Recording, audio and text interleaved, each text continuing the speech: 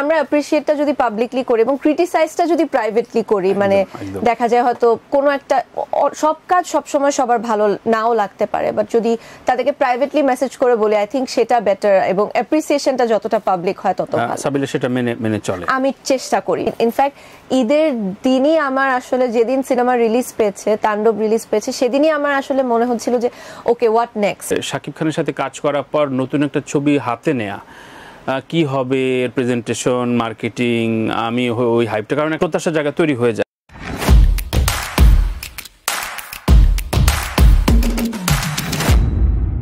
অত্যন্ত জনপ্রিয় মুখ, দেশের অভিনয়ে খুবই গুরুত্বপূর্ণ তারকা সাবিলা নূর।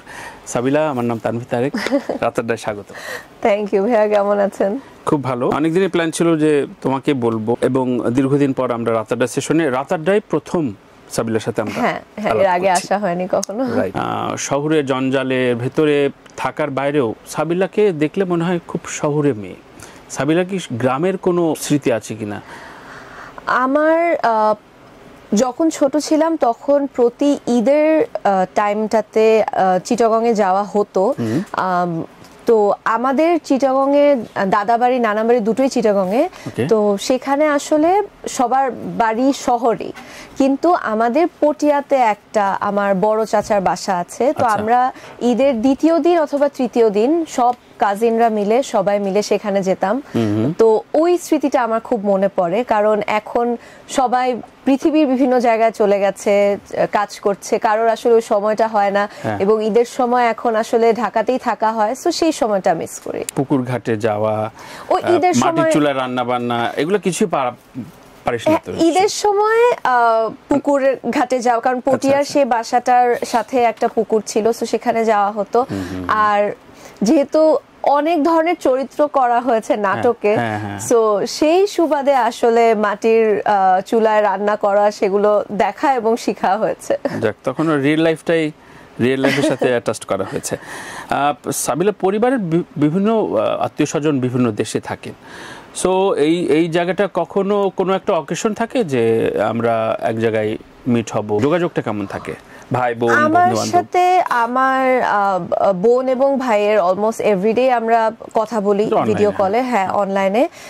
এছাড়া হচ্ছে আমরা 2023-এ আমি কয়েকটা নাটকের কাজ করতে অস্ট্রেলিয়া গিয়েছিলাম। আমার বড় ভাইয়া অস্ট্রেলিয়ায় থাকে তার পরিবারের সাথে, সো সেই সময়টা আমি খুবই এক্সাইটেড ছিলাম, এবং আমি যাচ্ছি দেখে আমার বোন এবং দুলা ভাইও ঠিক একই সময় প্ল্যান করে। সো আমরা 3 ভাই বোন 2019-এ আমার বিয়ের পরে 2023-এ হচ্ছে প্রথমবারের মতো আবার মানে 3 ভাই বোন একসাথে হই, এবং এরপরে এখন পর্যন্ত সেটা হয়নি। তবে আমার যেহেতু ইউএসএ যাওয়া হয় আমার বোনের ওখানে, আমার বাবা মারাও ওখানে থাকেন, সো এখন হচ্ছে অস্ট্রেলিয়া এবং ইউএসএ মিলিয়ে মাঝে মাঝে আমার ঘুরতে যাওয়ার প্ল্যান হয়। তবে আমরা ইচ্ছা আছে হয়তো নেক্সট ইয়ারে কোনো একটা সময় আমার ভাইয়া আসছেন ভেরি সুন, আর আমার বোনও হয়তো আসবে, তখন আবার সবাই একত্রিত হব। যাক, সো ঘোরাঘুরিটা হয় এবং আত্মীয় স্বজনের সাথে মিট আপটাও করা হয়। ক্যারিয়ার কত বছর হয়ে গেল? মানে প্রায় তো 1.5 যুগ ক্রস করে ফেললো, তাই না? আমি আমার প্রথম টিভিসি করে, আমার শুরু হচ্ছে মডেলিং দিয়ে, টিভিসি দিয়ে। টিভিসির শুট করেছিলাম 2010-এর ডিসেম্বরে। 2010, লং টাইম। সো এখন একটা সিনিয়র একজন অভিনেত্রীর সাথে, তখন আমি অনেক ছোট ছিলাম, এখন বেশ বড় হয়েছে। সাবিলা, আমি প্রশ্নটা এই কারণে করছি যে সিনিয়রিটি এবং নতুন একটা জেনারেশন আসলে 2-4 বছরের ভেতরেও আরো অনেকে এসছে, তো প্রায় সময় বলা হয় যে অ্যাকসেপ্ট করা হয় না, যে ওরা একটু অন্যরকম, জেনারেশন গ্যাপ থাকে। সেই ধরনের কোনো রকম জেনারেশন গ্যাপ কি, যারা নতুন এসছে তাদের সাথে কোপ আপ করা, তাদেরকে অ্যাপ্রিশিয়েট করা, এগুলো কেমন হয় সাবিলার? আসলে ভাই, আমি আমার সিনিয়রদের কাছ থেকে অনেক ভালোবাসা, অনেক সাপোর্ট পেয়েছি, এবং আমি মানে সবসময় অনেক কৃতজ্ঞ আমার সিনিয়রদের প্রতি, কারণ তারা আমাকে অনেক ইন্সপায়ার করেছে। সো আমি আসলে নতুন জেনারেশন যখন টিভিতে কাজ করা শুরু করেছে, ততদিনে আমার টিভির কাজটা কিছুটা কমে গেছে, তবে অনেক অ্যাওয়ার্ড শোতে কিংবা কোনো না কোনো প্রোগ্রামে আসলে তাদের সাথে আমার দেখা হয়, এবং তারা এখন খুবই ভালো কাজ করছে।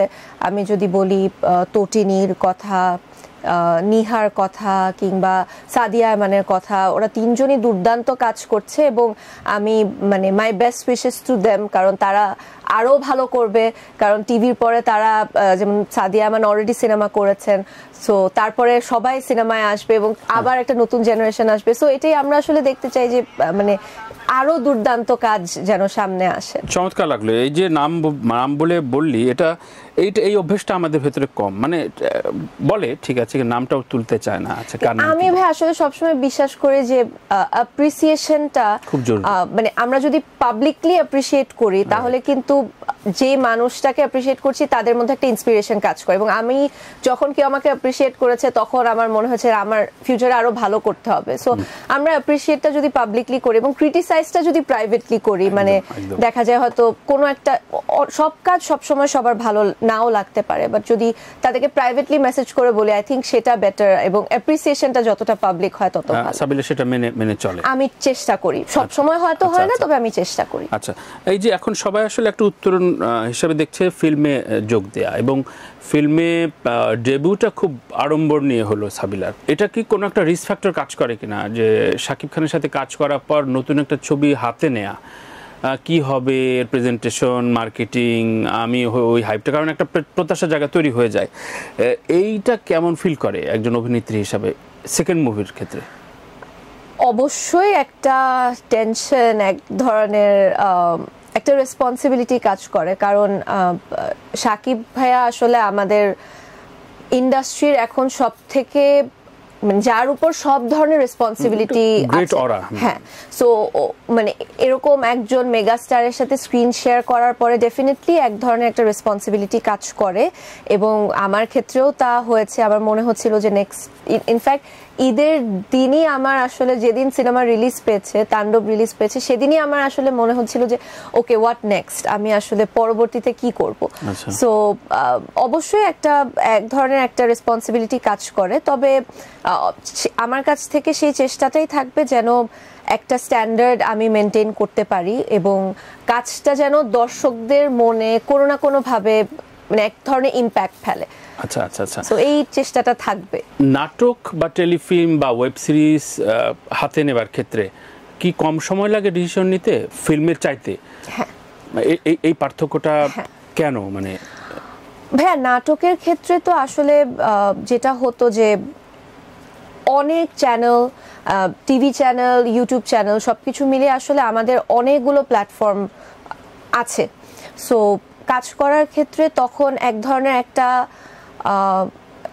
আস্থা কাজ করতো যে আচ্ছা যেহেতু আমি হয়তো প্রতি ঈদে এরকমও ঈদ গেছে আমার হয়তো 25টা নাটক অন এয়ার গেছে একটা ঈদে, সো আমার কাছে মনে হচ্ছে আচ্ছা আমি চেষ্টা করব যে অবশ্যই 25টা ভালো হোক সেটা আমি চাইবো, বাট হয়তো সেটা মানে প্র্যাকটিক্যালি স্পিকিং সম্ভব হয় না। তবে আমি চেষ্টা করবো ওকে আমার 10টা গল্প যেন একদম এক্সক্লুসিভ হয়। সো এক ধরনের একটা প্ল্যানিং করা যায় এবং ইজিয়ার হয় তখন। সিনেমার ক্ষেত্রে রেসপন্সিবিলিটিটা অনেক বেশি, যেহেতু দর্শক আমাকে হলে গিয়ে টিকিট কেটে দেখছে, সো সেখানে একটা বড় রেসপন্সিবিলিটি কাজ করে। ফিল্মের কোয়ান্টিটি অনেক কম, খুব কম সিনেমা একজন আর্টিস্টের পক্ষে করা সম্ভব হয়। সো সবকিছু মিলিয়ে আমার মনে হয় সিনেমার ক্ষেত্রে চুজিংটা অনেক বেশি ইম্পর্টেন্ট, কারণ আমি হয়তো বছরে খুব বেশি হলে দুটা খুব বেশি হলে দুটা সিনেমা করতে পারবো। সো তখন রেসপন্সিবিলিটি কিংবা কোন একটা প্রোডাকশনে ভুলভাল কিছু কাজ করে ফেললে পরে এটা রিকভার করা যায় নাটকে বা টেলিফিল্মে। তাহলে এই জায়গাটা প্রফেশনালি কতটা রিস্কি এখনো, যে ঠিক আছে একটা লং টার্মে সিনেমা করা হলো অনেকগুলো নাটক বাদ দিয়ে, বা অনেক সময় সাবিল এখন নাটকেও কম দেখা যাচ্ছে বা দেখতে হয় অফ রাখতে হয়, ফিনান্সিয়ালি একটা আসপেক্টসের জায়গা থাকে, নাকি সেই চড়া মূল্যেই সবকিছু বাচ্চা 25টা নাটক করতাম আমি এবার দিয়ে একটা সিনেমা করছি, সুতরাং আমি সেই অনুপাতে পেমেন্ট রেশিও নিব?